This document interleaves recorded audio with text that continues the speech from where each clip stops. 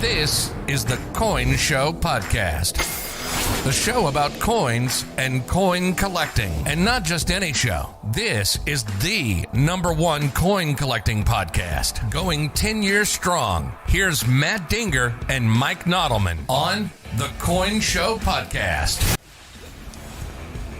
It is episode 186 of the Coin Show Podcast. 186? Wow. Yeah, we tortured each other in 185. And on this episode of the Coin Show Podcast, Matt and I will talk about what's going on around the shop. We will probably answer some listener questions. For sure. And we will definitely talk about the coolest things that you have brought us this week. Yep. But first, as always, the news.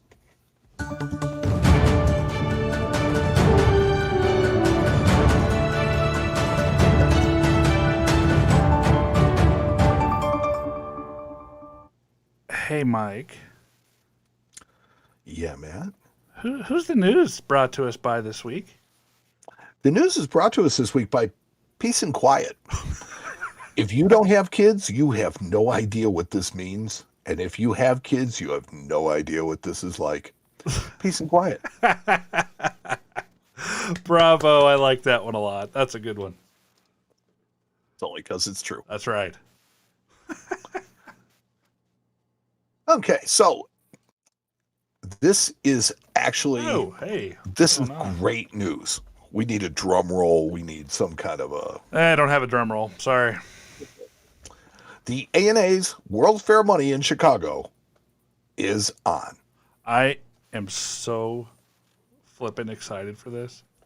You have no idea how long I have been wanting to go to a major coin show. And what better show than the World's Fair Money for me to jump back in. I love it.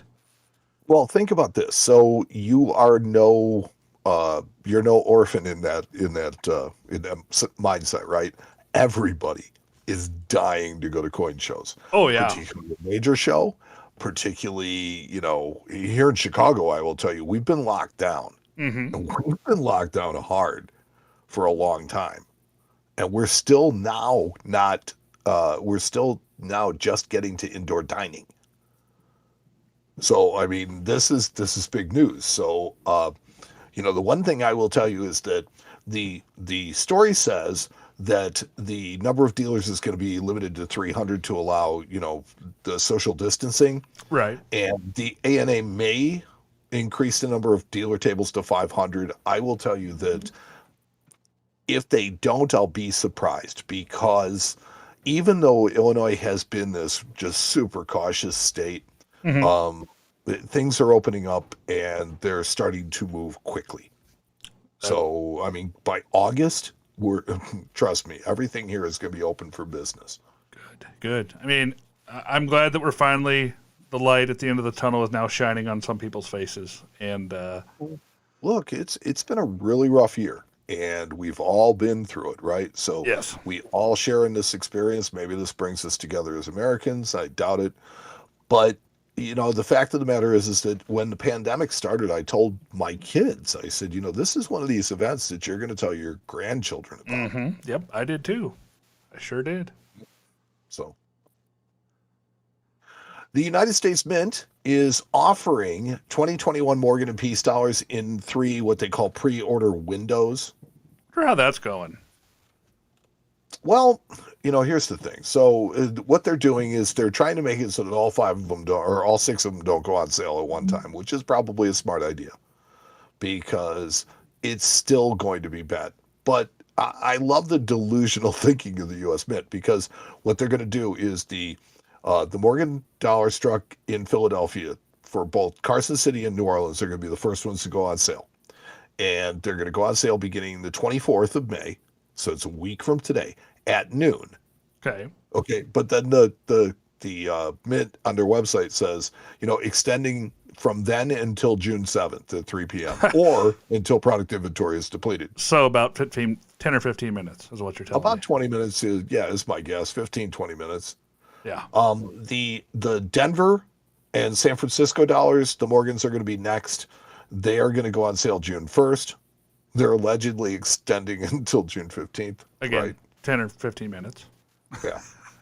And the Philadelphia Morgan and the Peace Dollar are going to be last on June 7th. That Peace Dollar is going to be hot. I think they're all going to be hot. Well, yeah, I really, really do. I mean, personally, I don't want one of each. I want a couple of Peace Dollars. Right. That's what I want. So the fact that I want them means I'm not alone. Yeah. Oh, yeah. No, I think that I like their creative wording in the window to open, but it's not going to be a window. It's just going to be like any of the other sales that they do. It's just going to be a blowout like it is every other time they do a limited product that's in high demand. They're limiting it to 10 per household. And for the Peace Dollar, there's 200,000 of them. Yeah. You and I talked about this a little bit this week. 175,000, but 200,000 is not going to be long. At least with a 10 per household limit, people will have a chance. Yeah. Well, you and I talked a little bit about this off the air this week, and I'll tell you what, I'm not even going to buy any. I'm getting tired of the rat race. I would rather spend my time and energy on, stuff that's more profitable to me as far as a businessman goes, actually buying real coins. I think lies the difference in this for me. I'm with you from a business standpoint. I just don't see. I'm sure you could buy them, flip them, and make money. Gouge a customer. How much are you going to gouge a customer over the $85? That's really because they know what you're paying for them. So you're putting your price out there, and you're basically, telling your customers what you think of them. I think it's probably to your advantage not to offer them. Well, I'm not even going to buy them. I mean, there are dealers out there that post before the sale even happens. They'll put their post out saying paying X amount of dollars for confirmed coins, and that's where most of these things go.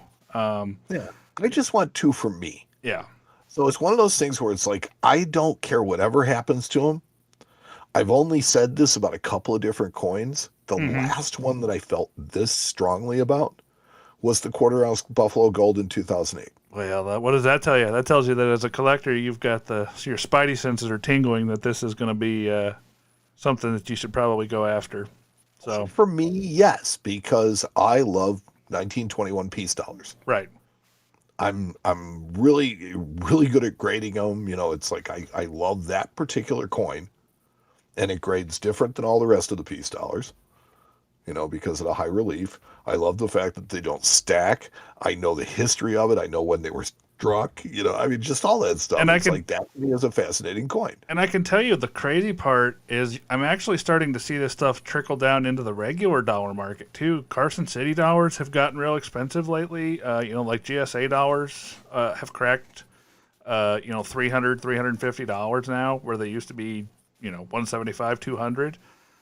21 Peace Dollars, the price is also, inflated on those this year. So 21 Peace Dollars and 21 Morgans of all kinds have been inflated this year. Yeah. So, I think that's the dealers getting ready to market this stuff. They're going to market it with a 2021 and a 1921 and some package deal. And right now they're just really wonder what dealers feel is going to be a modest profit on it.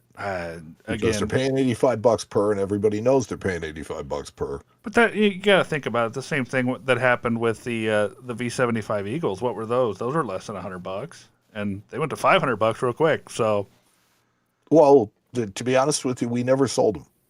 Yeah, we were asked if we wanted them on a daily basis. We got 5-10 phone calls a day. Are you guys buying those? And my answer to them was always no. Right. Yeah, I mean, that's the thing. We bought a few. We sold them. We put them on eBay, and we sold them to people that were buying them. I mean, it's not necessarily bad business. It just doesn't feel so great. And, I mean, it is what it is. But, yeah, that's the way I look at that stuff. Yeah, I'll be happy to sell this stuff in 10 years. Yeah. When it walks in across the counter, when I could buy it across the counter, that's fine. And it'll be interesting to see what happens, 2 or 3 years down the road if these prices hold up, whatever price they're going to be on the secondary market, and it'll be really, really interesting to see what happens. So, yeah, I'm kind of it's more to me. It's more of an interest in the studying of the market and marketing of these coins rather than the coins themselves, because I mean, they're really cool, but I'll get one in a couple of years when the prices settle down. Yeah, when it walks in across the counter. Yeah. Well, that's when you'll get one. Yep. And that's fine. It's like, but there are certain coins that are never going to present themselves like that, or at least will not anytime soon. And by that, I mean like the enhanced proof, the S-Mint enhanced proof that there's only 10,000 of. Yeah. That's not going to walk in off the street. It's just not. So, No. It hurts sometimes when you do get shut out of that stuff. Yeah. Yeah. Oh, yeah. I agree. It'll be interesting to see what happens. Now, in unusually dated news, we'll put it to you that way. Okay. So Canada, America's hat, is catching up on their commemorative from last year. They didn't really get an opportunity to do the Manitoba 2020 commemorative. Okay. For the 100th year or 150th year. Yeah, 150th year since their Confederate or since they're joining the Confederation. Manitoba was not part of the original Canadian Confederation. Yeah. So okay. So Manitoba was not part of the Confederation. So right, and they joined in 1870. Canada confederated in 1867. Okay. So they like were just a little late. They brought Manitoba in, kind of like we brought in Vermont, and the other states. Sure. They brought them in. So this is the 150th anniversary of their joining the Confederation. So they're issuing a 2-ounce $30 silver coin. Okay. But it's dated 2020. Well, everything got tossed up in the air last year. I can see that being a thing. I can see that, even the best laid plans get ruined by things like this. So I understand it, but I mean, is it really that important? Well, it is to everybody that lives in Manitoba. Now, an interesting. I'm Manitoba sure there's at least like 25 or 30 people that live there, right? Yeah, there's a few. True. Shout out Canada. So, no, on a serious note, though, Manitoba was, let's see, because I just had it. It was the only province to join Confederation under Indigenous leadership. Oh, that's cool. Yeah, see, so that means Native people. Yeah. Okay. Yes. Yeah. So that's cool. Yeah, that's cool enough. I like that. And the coin's kind of boring, but I mean, it is what it is. It's just got some flowers on it. It's a 2-ounce silver piece. Let's see, what are they charging for it? Therein lies the question. Let me see if I can guess. 79. Canadian. Wait, how much? $199.95. Holy cow! Yeah. 2 ounces of silver, $200 Canadian, which is like $150. $2,500, but yeah, okay. Wow, that's a lot, especially for kind of a boring coin. I mean, I usually leave that one up to the experts, but that's a lot. Yeah, I think so too.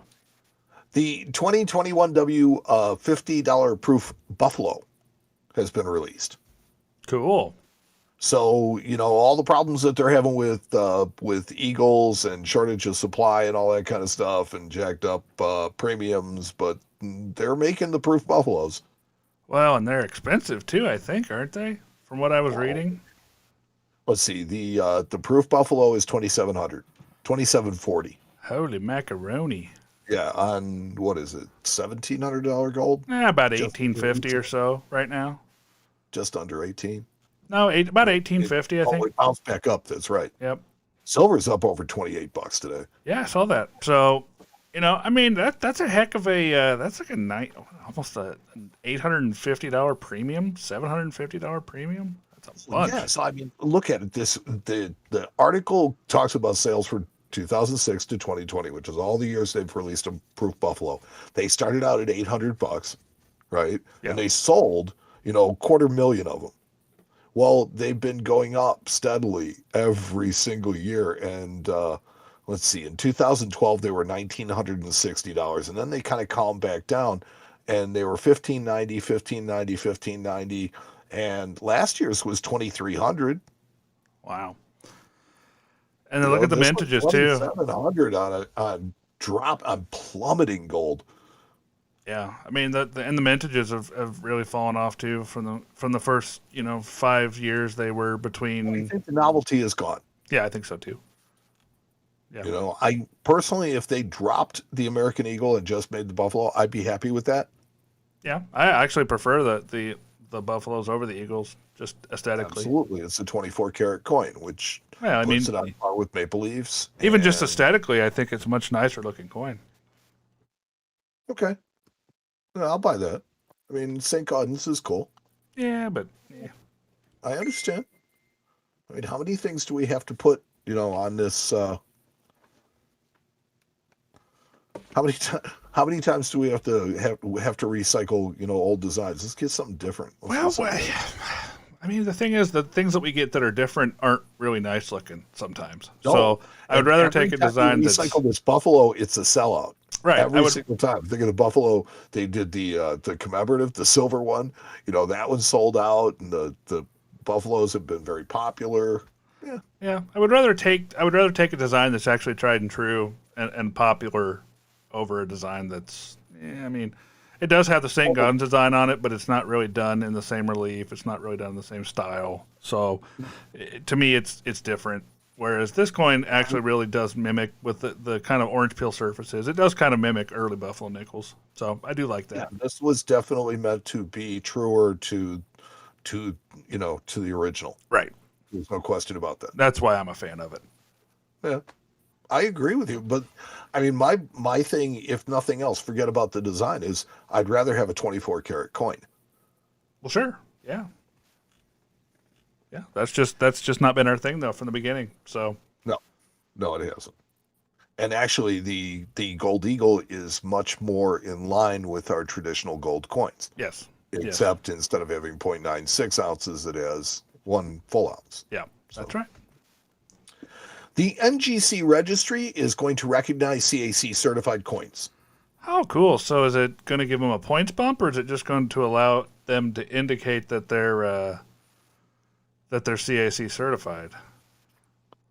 Well, that's a really good question. So I know that as of May 19th, they can be entered into registry sets simply by using AdCoin.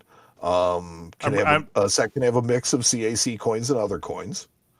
It does look like it. Yeah, I'm reading down here. It says awarding points to CAC coins is only the latest collector-friendly upgrade to the NGC registry. So it sounds like you do get extra points in your registry for your collection if the coins are CAC certified. How collector-friendly is that?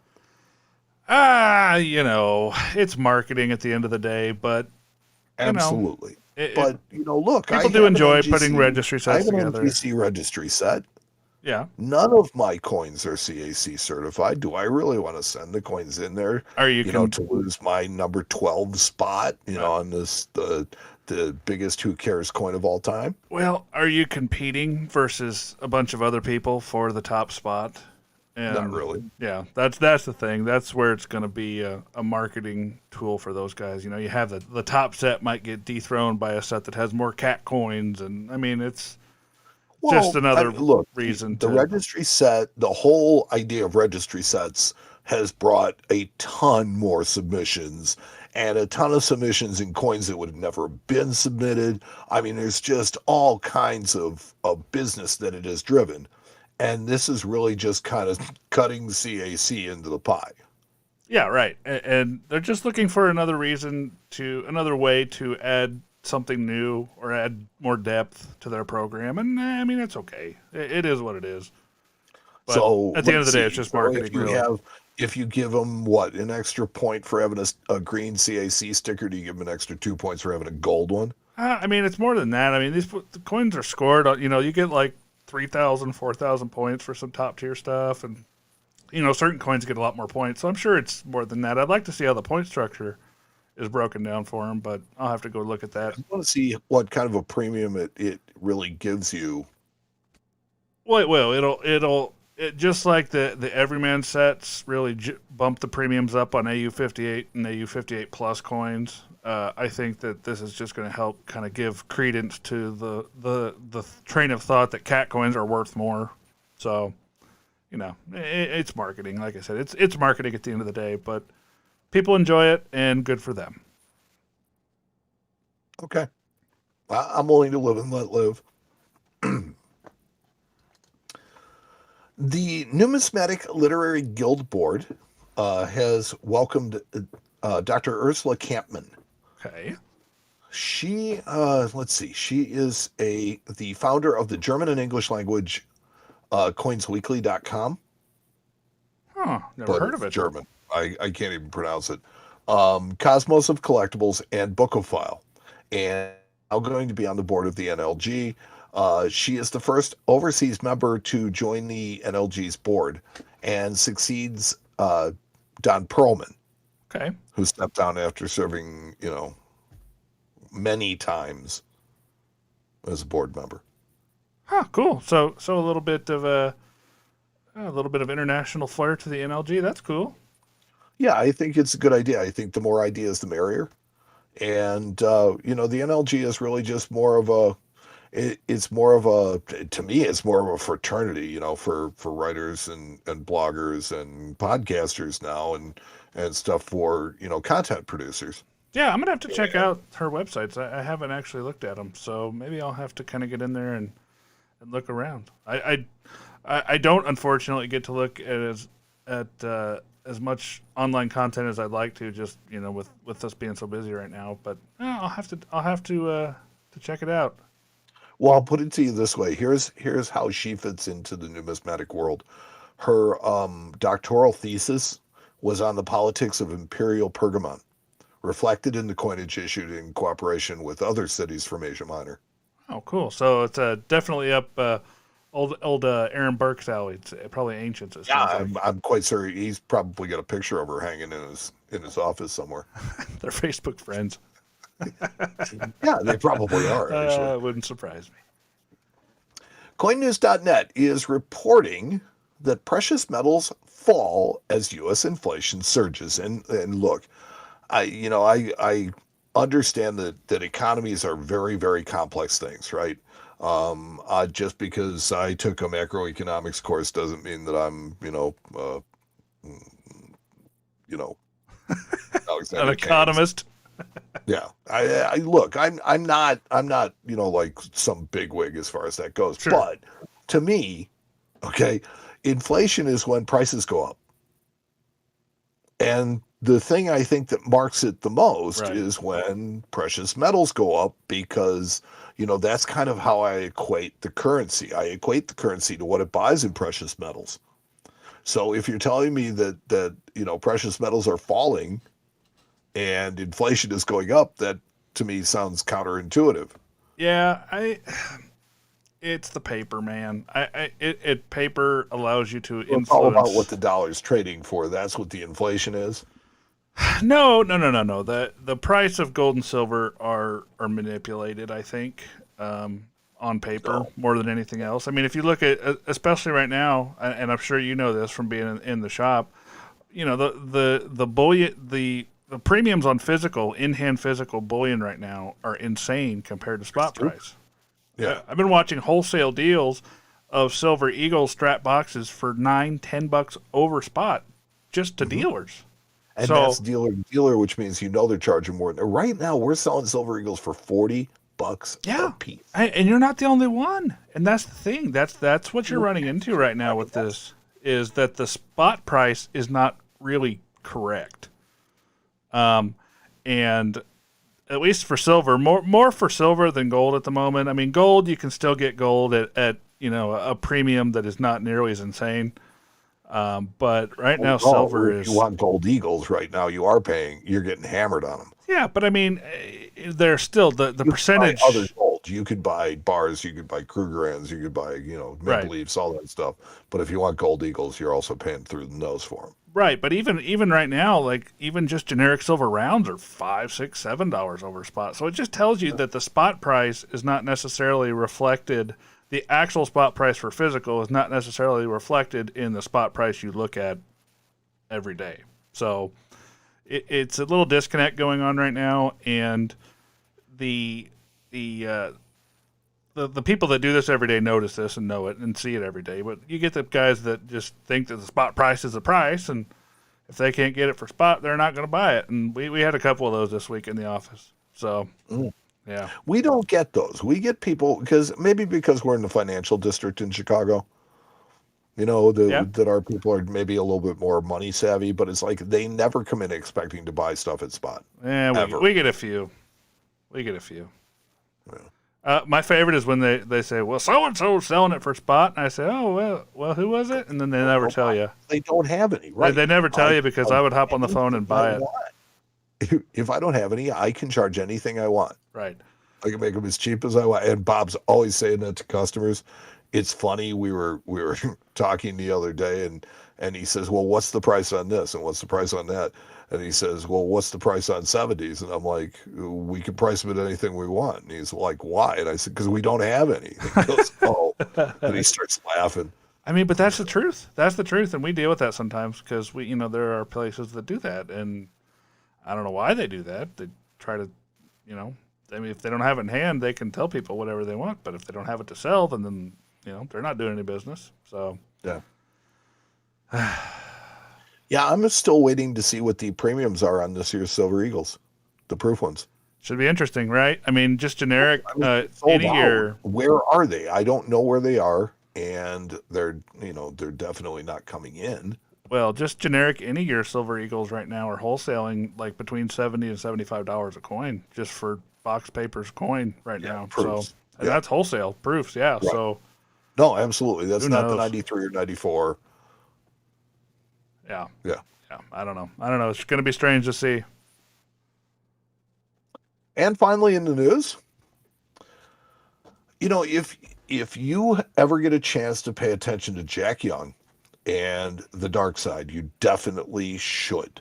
Yes, I agree completely. Coin.com this week does a dark side struck counterfeit 1797 large set. What I like about this article, even better than to talk about the 1797 large set, is the pictures. Is right after that in the article, Jack Young process for evaluating suspicious early copper or any other suspicious coin for that matter is spelled out for you step by step. Yeah, Jack's an animal. I help with the dark side, and he bounces coins off of me that he doesn't know sometimes, and I get to watch this process develop sometimes, and it's really, really amazing.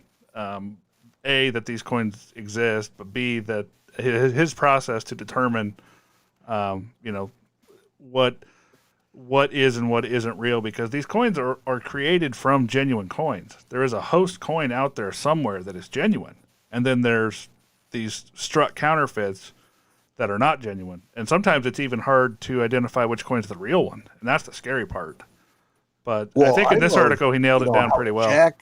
Jack has this propensity for finding these counterfeit coins in genuine TPG holders. Well, that's why they're so scary. These are coins that they fool the grading services. Yes. That's the really scary part about it. So here, I'll kind of walk you through this because I kind of am familiar with this a little bit here. So in this picture here, he's going to show you some marks, different marks on the coins that you want to pay attention to as we go through some other examples. And he goes on to talk about his process here, which is really interesting. He uses the best available images. He really gets hard into the coins and detail grades them. He looks at the differences in the coins. He looks for sister marks, which is something that I do sometimes too. When he kind of points me in a direction, I kind of nose down and go after it. He measures these coins. He XRFs these coins. He makes notes about the physical impressions. Regarding appearance, like copper coins, for example, can come in many different colors. They can come with corrosion. They can come all sorts of different ways. So he makes notes of that. Takes high-resolution images to have on file. Reviews with dark side team and experts for additional insights on suspicious subject examples. He creates a timeline, which has actually been found to be really important in this whole situation. Then from there, he generates a best guess of authenticity based on all the data. So because there are these genuine coins out there, you have to be able to kind of put your finger on which coin you think is the real coin and which ones are the fake I call them super fakes because that's really what they are. They're scary, scary, scary coins. Yeah. But as we go on down here, we'll look at some more pictures of these coins are all fake and all come from the same example. I mean, they're not just fakes; they're like clones. They're clones. Yeah, exactly. And then towards the bottom here, we actually come up with the coin I believe to be the genuine piece. This was the coin that these coins were all cloned from. As you can see on the reverse here, there's a couple of die clashes up above that are indicative of that particular die state. But also, there's a scratch out behind the head. There's some die cracks up above Liberty. And they actually took some of this stuff out of the clones. They took out the die cracks up above Liberty. Here's a great picture where he shows all of the different matching marks. And, between these two different examples, these are different coins. And they share all these marks. And that is something that would never happen in real life. Right. Oh yeah, here he goes to talk about the part where they remove the die crack and the die clash from the counterfeit dies they made. So it's a really, really scary, scary thing. And he uses some CAD technology and all sorts of stuff to really document the different marks on these coins. That's what he uses the high resolution images for. And then here's an example. Here's three different examples that all share this stuff. And I can't recommend using his website, his Facebook page, and all that stuff enough. Yeah, he does some really amazing work, and I'm glad to be able to help because I believe it is really important because this is the top of the mountain when it comes to deceptive counterfeits and what our hobby faces right now with counterfeits. Is this kind of stuff. This is the stuff that fools the grading companies. This is the stuff that is out there, obviously, because I think of this particular counterfeit grouping, there are at least 6 examples known that all match each other. One of which being a genuine coin. So it's really scary. I think that there's more of this to come down the line, and I just hope that we're prepared enough to be ready for it. So, yeah, this shows you just exactly how big a business counterfeit coins are. Oh yes, oh yeah. And this is big money, all day, every day. Scary stuff, super scary. And that was the news. And the news tonight was brought to you by Peace and Quiet. If you don't have kids, you have no idea what this means. And if you have kids, you have no idea what this is like. Peace and quiet. You're listening to the Coin Show Podcast with Matt Dinger and Mike Nodelman. Wow. I got going there, didn't I? I really got going. Yeah. Yeah, those are Chinese counterfeits. They're coming out of China. The host coins went to China from a couple of different auctions and dealers over the years, and then the counterfeits came. So super scary stuff. So what's going on, buddy? What have you been up to? How's the shop? How's life? Well, the shop is great. How that goes. Living the dream, right? Cool stuff in there all the time. I am living the dream. That's it's just don't let my boss find out about that. I hate to say it, but I think your boss might have been watching earlier. Yeah, I think he might is still listening. Actually, when it comes down to it. Oh boy. Alberto. Look, we're doing business. I actually got an attaboy from the big boss the other day. Oh, those are always nice. Yeah, so we took in these. We're always taking in metals and stuff like that, right? Mm-hmm. And the problem with metals is you really have no idea what they're worth or anything like that. So you pay what you pay, and then you kind of do the research on them. And every once in a while, you stumble across something. Well, we had this metal from an American chess king from the 1850s. Chess king? Yeah, his name was Paul Morphy. And it's such a rare, well, first off, it's such a rare token that I couldn't really find much in the way of research on it. And you know how I am about research. I love doing it. Sure. I just couldn't find anything on it. But then, oddly enough, it was so rare there was a second one in the deal. So, yeah. So there were 2 of these rare tokens. And so, Harlan was asking me, well, has anything sold lately? And I said, yeah, hey, we just sold one of these on eBay for $300. And he goes, wow. He goes, what'd you pay for it? I said, I think $10, $20, something like that. He's like, keep it up, keep it rolling. I'm like, okay, cool, got it. And unfortunately, fortunately and unfortunately, that kind of stuff happens. I mean, when I get a giant collection thrown at me, I wish I could sit down sometimes with all the stuff that's in them and really, be able to go through. But time just doesn't allow for it sometimes, and you kind of have to just make a decision and an offer on what's in front of you. And sometimes stuff like that happens. This stuff sits around for years before it gets gone through. That's true too. Yeah. And that's the thing. So it's like, the Lincoln Cents, I have time to go through right now. Right. Walking Liberty, I have time to go through that right now.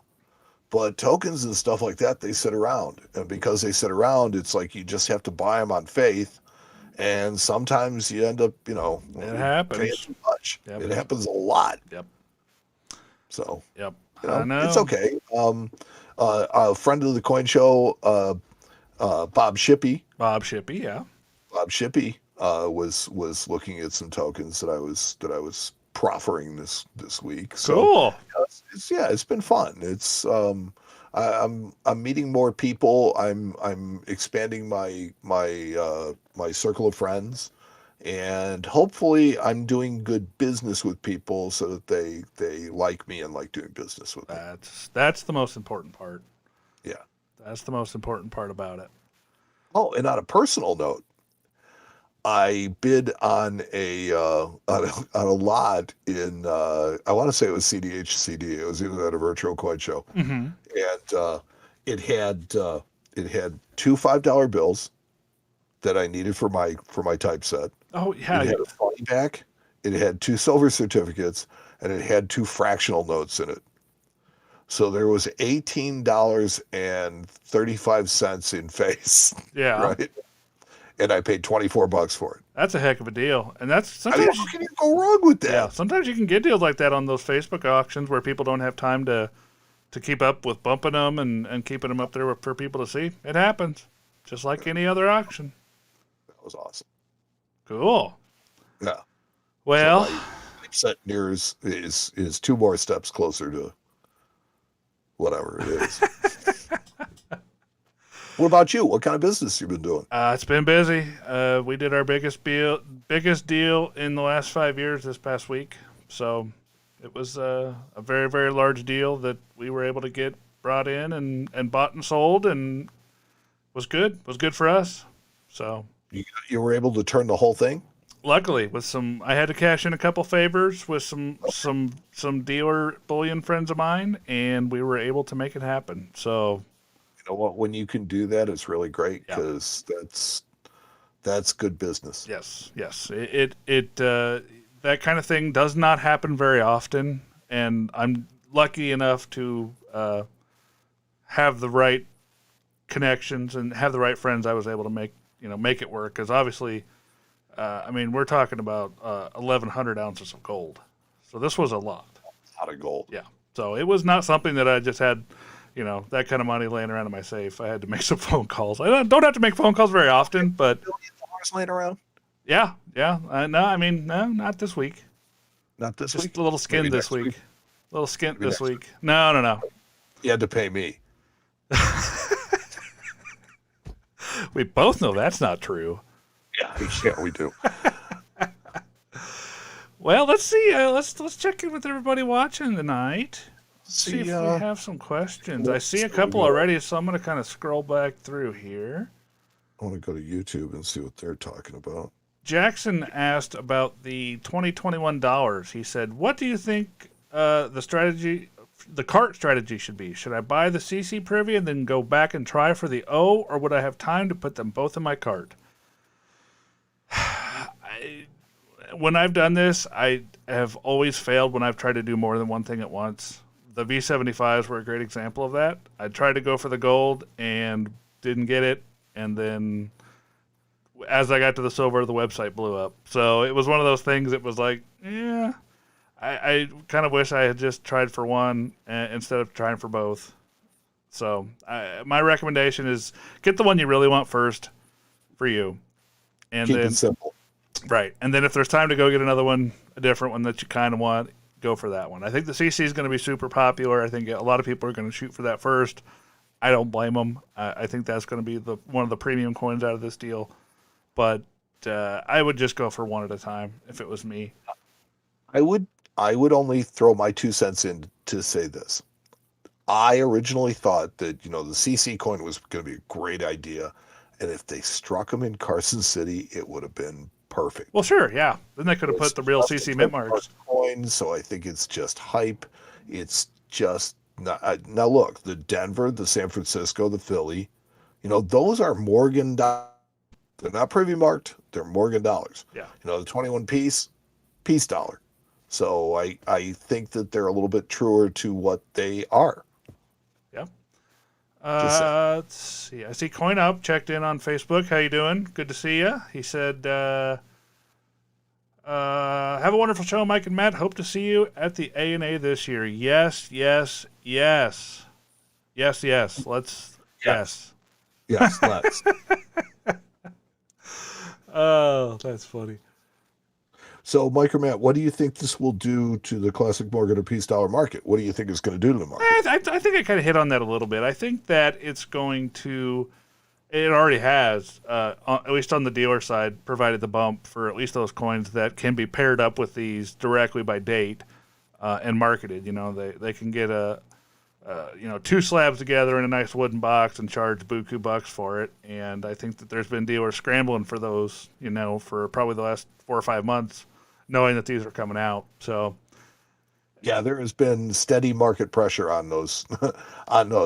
It's funny because the 21s, it used to be they came in, you'd look at, it's a 21. Right. Now you're looking at, 21. Cool. 21, yeah, 100 years. Yeah, cool. Oh, I know somebody that needs these, right. Awesome. Exactly. So, let's see. I'm just glad to be on tonight with you guys. I'm just glad to be here. I feel happy. This makes me happy, Mike. I'm glad that this is hitting your joy spot, my friend. It really is. It's like, when you scratch a dog behind the ears and its leg starts kicking. That's kind of like me right now. So I'm glad to be here. Well, that's good. That is absolutely all right. You want to check? Did you check the email lately? Have we checked in on the email? Questions at coinshowradio.com. Questions at coinshowradio.com.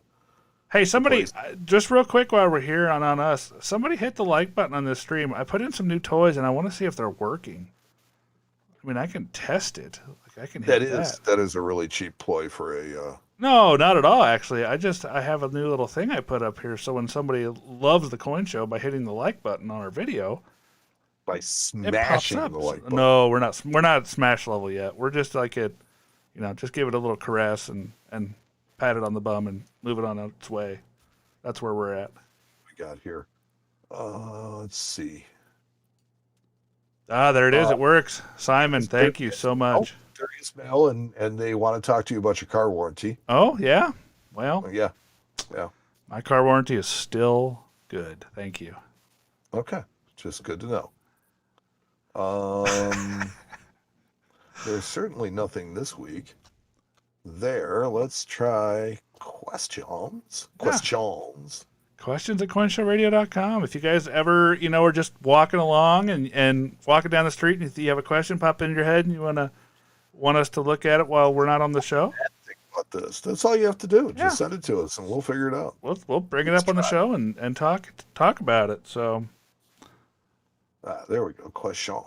I'll let you go through that. Coinshowradio.com. Okay. Sign in. Oh, this is the part that makes see, on the audio version, I'm just going to cut all this stuff anyway, so the tippity tap. Oh, all that stuff? Yeah. Well, I can't get into it. Oh. Wow. I know, it's frustrating. It was totally frustrating. It's all right. And Aaron Lawrence says you're always smashable, Matt. Well, thank you so much. I'm really honored. And I'm really happy. Well, Mike, is there anything else you want to talk about before we jump over to that oh so great segment that we love? I love. What's funny is we banged out almost an hour anyway already. I don't even keep track anymore. I don't even. stupid how it just goes on forever. Let's see. There is one thing I wanted to plug. Plug away, buddy. Plug away. We got a book from a guy named Tommy O'Shaughnessy. Uh-huh. Have you got your copy, right? I do. I have it at the office. I haven't, unfortunately, not had a chance to read it yet. But sometimes all you need is a change of perspective. And this is literally a story about a penny. So like that movie about the red balloon that floated around France. It's kind of the same thing, but with a penny. I think it's very much on that. Gotcha. Yeah, I think it's very much on that. Although I have to admit, I haven't read page 1 out of this, but it's on the list, and I want you guys to pick it up because I just think it's a really cool little book. Well, how do you know? Well, that's because it's what I read, on the reviews and stuff like that. So it's like, it's gotten really good reviews. Good. No, I will get to it. I'm going to have hopefully some time off coming up at some point, and I will get a chance to read. This book tells more the story of us, the story of America, and how it's seen from a penny's point of view. Huh. I mean, it's definitely an interesting perspective, so it should be. Absolutely. Sound like it'll be a good read. All right, buddy boy. Well, you ready to hop on over to the coolest thing that our listeners have? I want to see what everybody sent us. All right, let me get myself ready here. I gotta do a thing or two, and then I'll be ready to go. Okay.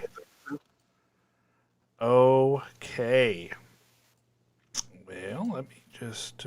I'm hitting all So you want to start from the top or the bottom? I'm going to start at the top. So we're going to hit. So we're going to start out with Isaiah, our slab king. The king of slabs. All right, guys. If you guys want to participate in this and you didn't get a chance to, Friends of the Coin Show on Facebook. We post this up about 3 or 4 days before every show.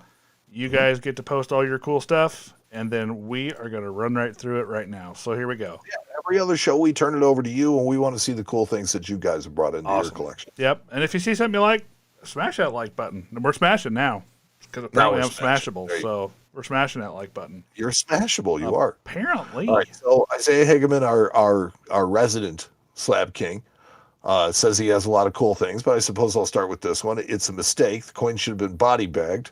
Graded first day of issue for the 2017 Denver ANA. Huh. Well, yeah, I mean, the coin's ugly, so I wonder what happened to it. How did it get like that, it being a first day of issue coin? Huh. Well, it came from the enhanced uncirculated set, so apparently, the coin was meant to be like that. I don't know. I don't know if that's damage or if, I see the things on the edge. I can't tell if it's the holder. It looks like it might be the holder that looks kind of funny around the rim, but there's definitely some toning or something going on in that coin that is definitely not how the coin was made. So strange. No. Yeah. Huh. I mean, for something that people paid a premium for, I would really kind of be disappointed with it. Oh, for sure. For sure.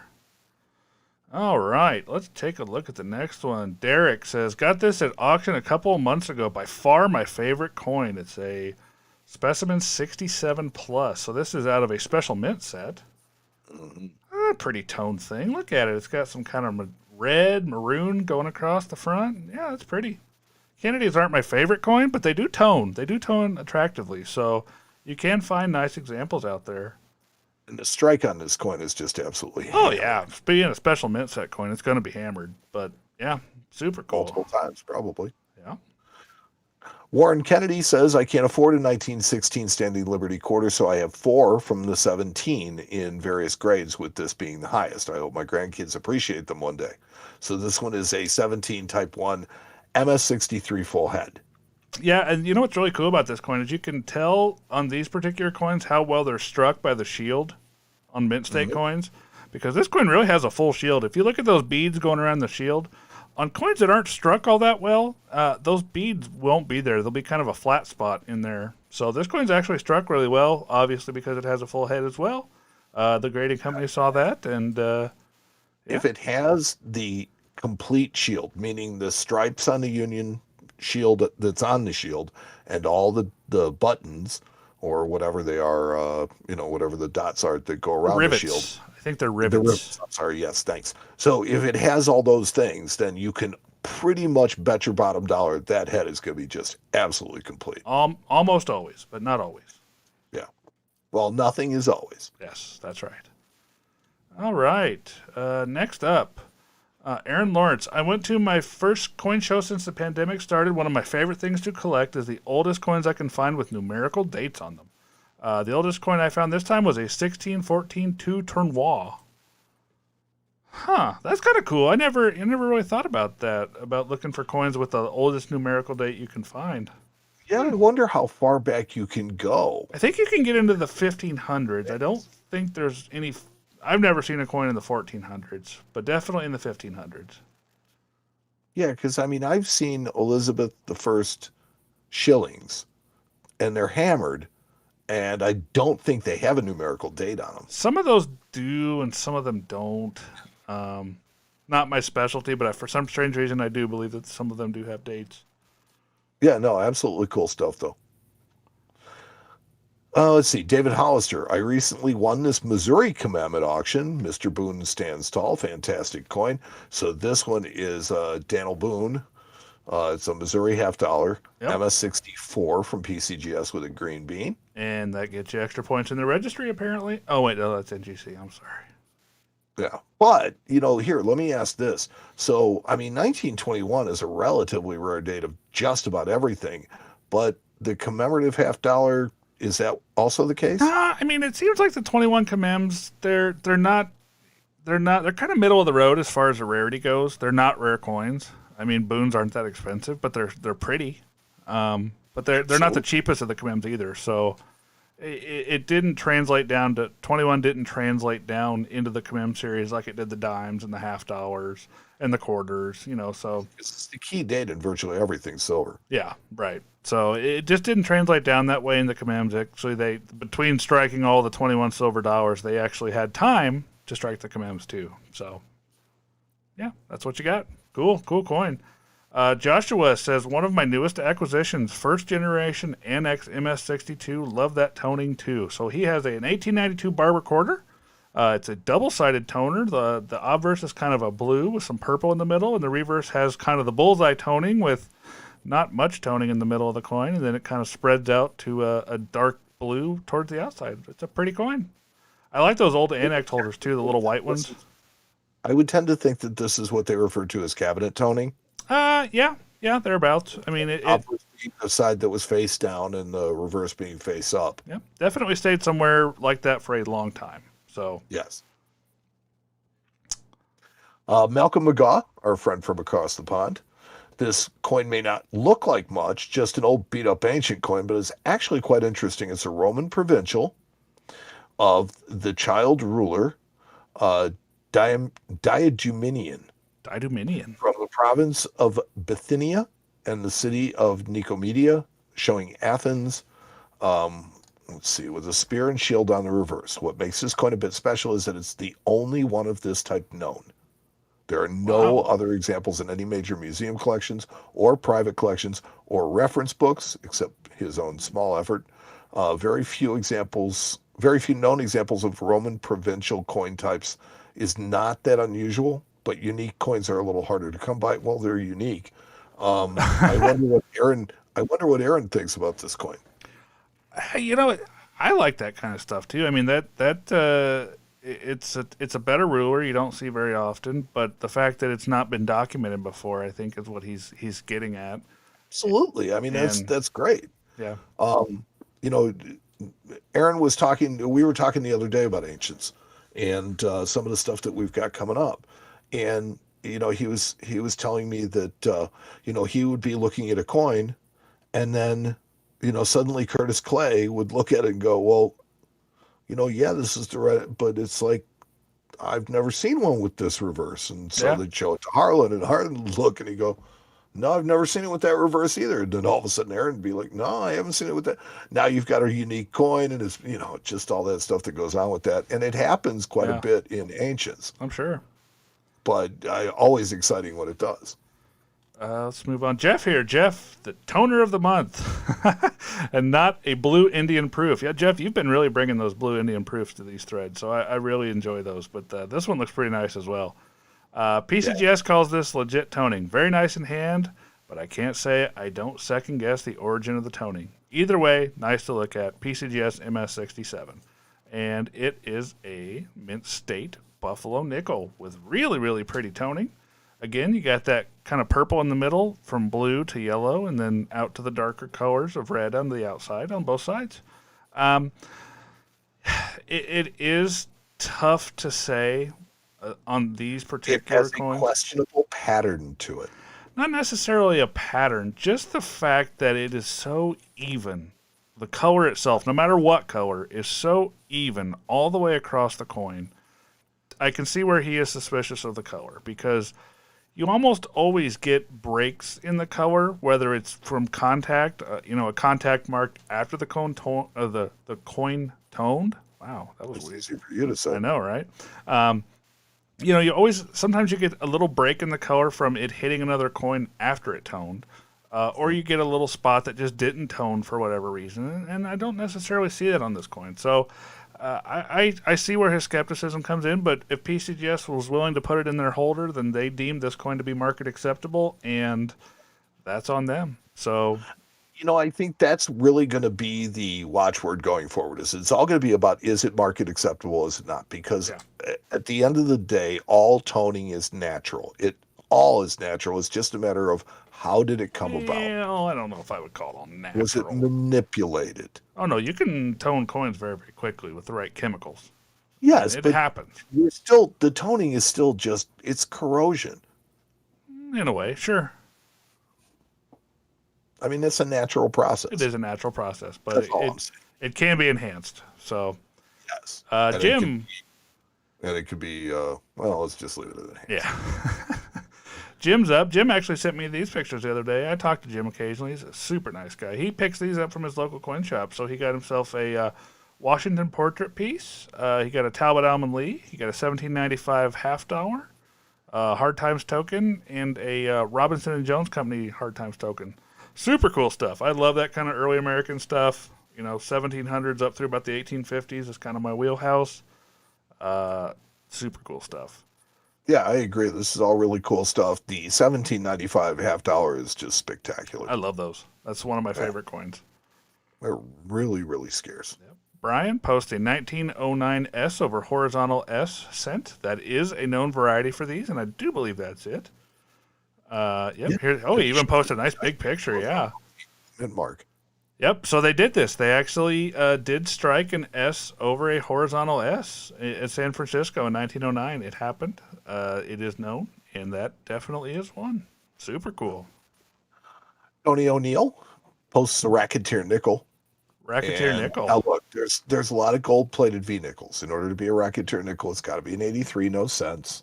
Yep. And it should have a reeded edge. Do you want to tell people the story of the racketeer nickel if they're hearing that word for the first time?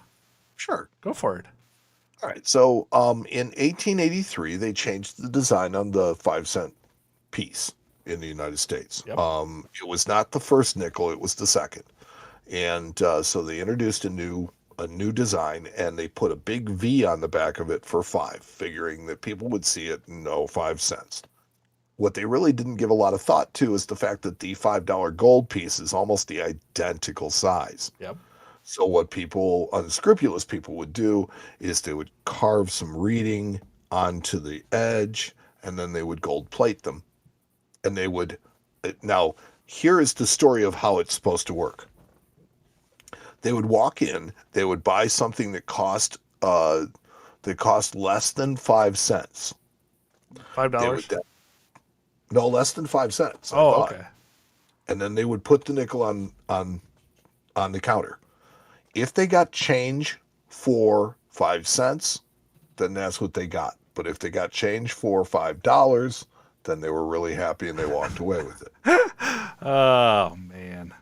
So they were not, quote, perpetrating the fraud, although they were. They just... That's funny. Yeah, they were trying to duck it. Susan, duck it. Ooh, nice use of a coin word there. Unintentionally, duck it. Susan posts this piece. Factory. It is the Wayfarer Maiden. It looks like a silver round, maybe? I'm not quite sure what this is. It's cool. It's super pretty. I love the back. Yeah, with the it is. It's all directions. It's a 2-ounce fine silver round, so it's a big guy. Wow. Ooh, that's a super cool piece. That is a beautiful coin. Yep. And she also showed us this really cool Oregon Trail. Coming in with the Oregon Trail, we have to have one at least every time, I think. I love Oregon Trails, and I love how many people that hang out in our Friends of the Coin Show group love Oregon Trails and post them. I love it so much. Doesn't love an Oregon Trail. That's right. So this one's NGC MS64. And this one is 1928. 28. Yep, they made them for several years. Yes, they did. Let's see here. And Russell. They made, they didn't kill it. Yeah, that's Now, right. Russell Franks, special friend of the Coin Show, Yes. has a very coin. Yeah, it's So- oh, go ahead. Go ahead. Oh, okay, I'll go. Russell says, definitely my coolest thing, and I see lots of cool things. This looks like a 1981 trial of a 20 or 25 pence. And if it was, this would be exceptionally cool. The Royal Mint Museum have just finished an analysis of it. They said it was made in 1996 as an alloy trial for a potential 20-cent euro coin to be used if Great Britain joined the euro. How do they know? Well, it's made of nickel silver rather than cupro nickel. Nickel silver contains a large chunk of zinc that was not present in the cupro nickel. Right. So nickel silver contains no silver. Right. No, it's Just copro nickel with zinc in it. Yep. That's all it is. So it's a test piece of some sort. Maybe it was. Sometimes they did this to test how they would wear, how they would tone, how the machines would read them. I know that we did that on some of the early Golden Dollar series. There's definitely some tests. Washington trial strikes. Yep. So, I mean, this is just a really, really cool coin. Yeah. I wonder how the heck he got it. Or if he found it in change. Plenty of these things get out. Well, that's true. That's a good point. MP Corey recently acquired for my English Monarch set this silver penny from Henry II, which is 1154 to 1189. What really makes it cool, though, is found in the notes that came with the coin Colchester hoard. So if the coin could talk, all the stories it would tell. So it looks like a hoard coin. So, they do find that stuff. They do find large groups of coins together. They call them hoards. Sometimes they get marketed that way, and sometimes they just are known that way because of what the coins look like. A lot of the times you'll see coins that come out of a hoard that look identical or very, very similar as far as their condition goes because they were all together. And on some larger and very well-known hoards, you can actually almost identify the coins before you even know where they come from just by the look or the condition of the coins themselves. So, but this coin is almost 1,000 years old. I know they're so lucky. The people in Europe and in England over there, they have such great history. And I look at their history and the stuff that comes up from over there and how affordable a 1,000-year-old coin is, and I think, man, that's so nice because we look at coins here that are 150, 200 years old, and they can be worth thousands and thousands of dollars. Where you can sometimes find coins like that for $50 or $100. So it's very interesting. Let's see. Vance Atkins representing my hometown of Cincinnati with my Cincinnati commemorative set in the original case. I have never seen the original case on one of these before. That's super cool. Oh, okay. So here's what I will share is I've only once seen an original case, and I saw it on a Booker T. Washington set. And what I will tell you is the case absolutely turned the coins black. It can. I mean, bad. And these look to have survived really, really well with very little toning. So, yeah, just depends on what they were made of. Sometimes they made these things with like high sulfur paper, and that's what turns them black. And isn't a Cincinnati commem a better commem? It is a little bit better piece, yeah. They kind of have an interesting story with them, and they're a little bit scarcer pieces, yeah. Don Ostler is showing us his Buffalo Nickel and Mercury Dime grading sets. Oh, cool. I love grading sets. Again. Yeah, absolutely. It's just one great way to grade or to collect. Yeah, it's Super fun. I like the capital holders they're in. I kind of want some of those. Those must be custom. Oh yeah, if you guys didn't know this, Capital will make custom sets. So if you need one made, they do custom stuff. That's right. And they don't really charge a fortune to do it. It's not necessarily a ton. I think you're right. Let's see here. Ash Dobbs. Here's an 1842 double thaler from the Grand Duchy of Hesse-Darmstadt. One of several independent German kingdoms. Very well used. Can only think of how many people touched this and used this nice chunk of silver back in the day. Also interesting because it has dual denominations on the reverse of 3.5 gold. I hate that word. Golden. And 2 taler. I always want to say gilden, but it's golden. And 2 taler.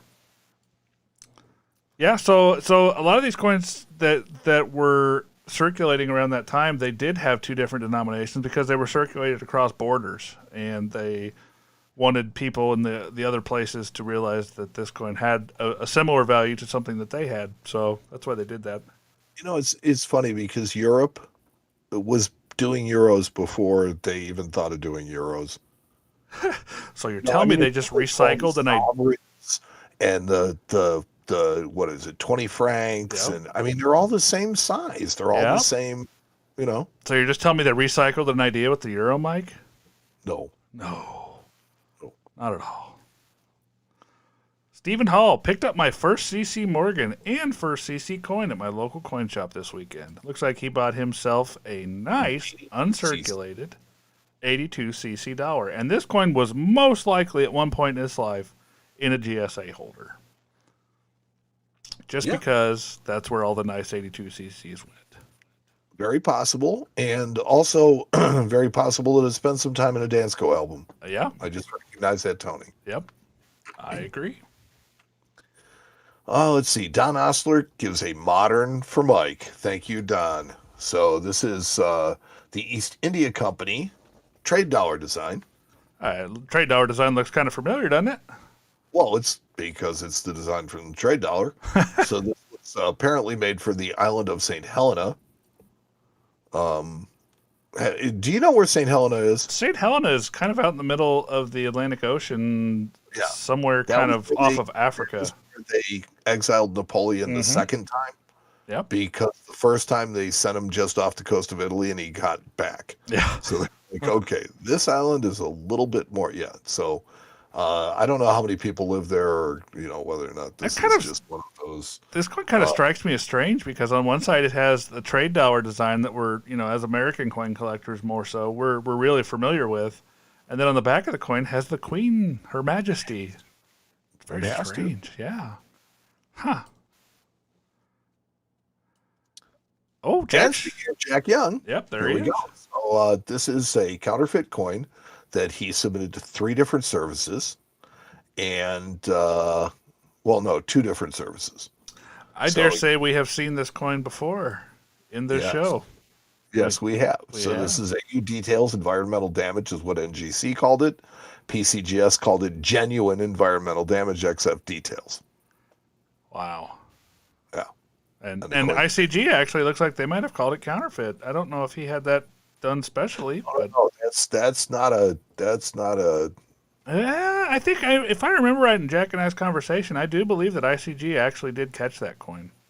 I could be wrong, but I'm trying to look at the background of that sticker, because that'll tell us what it is. But I didn't think it was. But I mean, it looks like. ICG is the only company that will knowingly put counterfeits in their holders, but they do mark them counterfeit, and in this case, that it has the Dark Side collection on it, that's Jack's personal collection of these super fakes.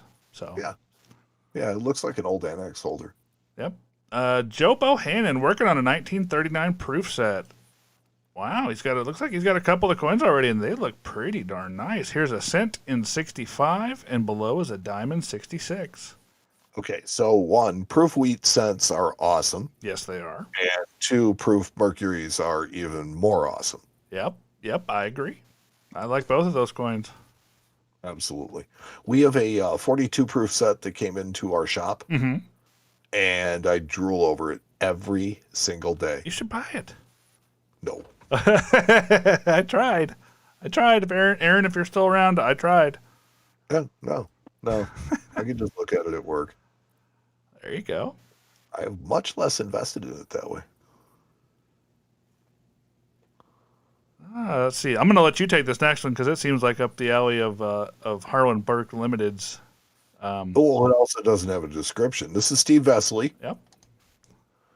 And this is looks like a coin of Macedonia that looks like it's probably Alexander the Great wearing his lion skin helmet on one side, and then on the other side, I'm not sure which goddess that is, but you see an eagle. She's carrying a spear and a shield, I believe, and then there's a helmet above the head of the eagle, and then some Greek writing, which I'm sure tells us, let's see. Probably who it is. Probably. Yeah. Yep. I don't read Greek very well. It's all Greek to me. But, yeah, cool. Super cool. All Greek to me. That's right. Oh, the secret source. Unknown contributor. Yep. My first venture into the world of registry sets, a nice collection of 1960 proof 69. Hey, don't you do a certain date in there kind of similar to this? I have a registry set of 62. That's right. I thought so. I couldn't remember if it was 61 or 62, but I knew you had one close. I have it from the year I'm born. Barry, I don't think, is 2 years older than me, so I just think this a year that he likes. I don't know. He might be. He could be. He wears it well if he does. Yeah. Wow, look at that. Complete set in NGC Proof 69 for 1960. Now, that's a little bit tougher than it is nowadays. Nowadays, you can get your one set to all grade 69, and you would be kind of upset about it. But to get a 1960 set to grade 69 is tough because the coins just were not made the way they are now. And, yeah, super tough. As you know, with your 62 set. My 62 set has absolutely 0 proof 69 coins in it. Yep. Wow. Cool. Yeah. Thanks for sharing that. Adam Sutton, a nice crusty halftime from before they started using that fancy steam press, and he's absolutely right. Wow, that is kind of pretty. Yeah, that is hammered. Yeah. That's hammered on a screw press. Yep. Very well struck and almost struck as well as a proof. Yeah, kind of pretty too. It is. That's nice original toning. That is exactly what you want in a halftime. Yeah, for sure. Let's see. Sean got these in the mail a couple days ago. 1940 half crown and a 1917 Egypt 5 piastres. And how do you say that word, Mike? Qirsh. Kirsch? Kirsch. Okay. That was how I was going to say it. She'd tell me. Yeah. She always tells me I'm wrong. I always pronounce things wrong, so. Well, that's okay. Cool. We're Americans. That's what we do. Isaiah came back for round 2. He said, honestly, an obsession at this point. Looks like he picked himself up another 42 over 1 dime to go along with his dual graded 42 over 1 and 42 over 1D. You're a sick man, Isaiah. Sick, I tell you. If you're going to have a sickness, that's the one to have. That's right. All right. Andrew Craig, circa 1820 medal commemorating the death of King George III in pewter. This medal was fashionable at the time for some reason. Beautiful high relief, unfortunately a nasty ding at the top. Reverse picture does not do it justice. That's pretty cool. I've always liked some of these medallic art pieces from that period, from the mid 1700s to mid 1800s. They have some really cool stuff in there that's not all that expensive, and sometimes they commemorate some really interesting times in history. So, I do like that kind of stuff too. And then I guess last but not least, Jim Yamarino. I really like the reverse toning of this coin. I recently had graded. You know what, Jim? I really like the reverse toning of that coin you recently had graded too. I like the upwards toning too. I do. I like the whole coin. This is just your basic modeled toning. Yep. And what's really cool about the reverse of this is that there are little bits of blue and purple peeking out. Mm-hmm. Along with that kind of, they call that rust. Yes. The rust color. Well, that's what color it is. I mean, it's rust. And I mean, the strike on this coin is just absolutely hammered. Mm-hmm. Another coin. You're exactly right. crack through the date. Yep. I like how you can just look at a coin and pick it apart like that. Wow. Yeah. Well, guys, that's it. Thank you guys so much for participating in this. This is, again, probably the most fun segment we do. We get to involve all you guys in it. So thank you so much for participating, everybody that did. I'm really glad that we got to look at your coolest things. Yes, absolutely. You're listening to the Coin Show Podcast with Matt Dinger and Mike Nodelman. Well, I think we got one more order of business, buddy, before we get out of here tonight. Okay. We have to give away our 2021 Silver Eagle for this month. I forgot all about that. I know. And right before we went on, I drew the name. And the member of Friends of the Coin Show that won is somebody that I actually know personally. I promise you this is not rigged. But PJ Hankins won this coin. PJ is from not very far away from me. I see him at shows all the time. So, PJ, I owe you from the Coin Show a beautiful, uncirculated 2021 Silver Eagle. And PJ has been around for a long time. He has been a friend of the Coin Show for a long time. Yes. So I could not think of a more suitable person to win. There you go. Congratulations, PJ. Yeah, so if you want to win, we are giving away a Silver Eagle from now until the end of the year, one every month. All you have to do is just become a member of Friends of the Coin Show podcast. There is literally no underlying ulterior motive or anything like that. We're just literally trying to share what we love with other people. That's right. And at the end of the year in December, we are going to take one more drawing. We're going to put all the winners back into the pot. One more drawing for a 10th ounce gold American Eagle. Right here. That will be out in December. It's right here. Yep. Yep. All right, buddy. Well, you want to wrap up 186? Anybody you need to thank? Anything you need to say before we get out of here? Well, as always, I want to thank, our staff. I want to thank the people that help make this show possible. There's Justin, and there's Ernesto, and there is Barry, even though I give him a hard time. And they really help make this thing go. So we appreciate that. Yes, very much. Thank you, guys. And thank you guys for hanging out with us tonight. That was fun. I had a great time. I'm still kicking. My leg's still kicking because, that's just how it is. So you guys have a wonderful evening. Thanks so much. You've been listening to the Coin Show Podcast with Matt Dinger and Mike Nodelman. The boys will be back soon with another informative and entertaining episode. Meanwhile, you can follow the show on social media at The Coin Show on Twitter and Instagram, and on Facebook at facebook.com/The Coin Show. You can also join their private group. Just search Facebook groups for Friends of the Coin Show and request access. But if you want to take it to the next level and support the Coin Show podcast, you can go to www.patreon.com/The Coin Show. If you subscribe at the $5 a month level or higher, you'll have access to Not the Coin Show podcasts on the off weeks, as well as other surprises reserved for our patrons. Visit our website at coinshowradio.com or download our podcasts on Apple Podcasts, iHeartRadio, Spotify, or wherever you download your podcasts. This has been the Coin Show Podcast.